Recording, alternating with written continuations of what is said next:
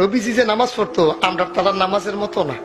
আমরা তারা তো নামাজের ভিতরে অনেক দায়িত্ব আছে, তো কেন ডাইনে চায় বামে চায় কেডা আইসে না আইসে, এটা দরকার আছে, এটা দরকার আছে, একটা দায়িত্ব না এটা।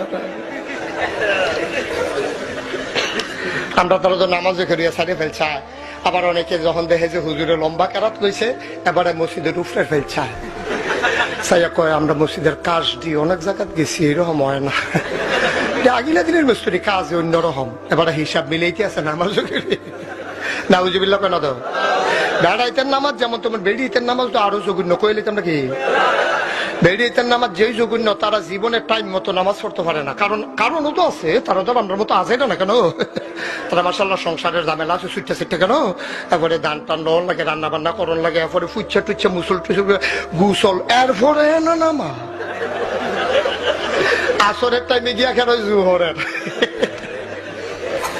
ঠিক কিনা কর?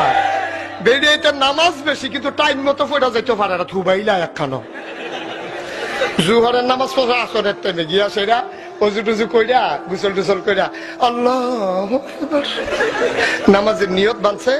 এই ফিজ ধরে আপনার সহির উফরে নিয়ত বাইন্দা সেরা, খালি নিয়তরা বাইন্দা সারছে, এমন টাইমে দেখে যে 10-15টা মুরগা দানের যাবার হইয়া লাগিয়া লাইছে।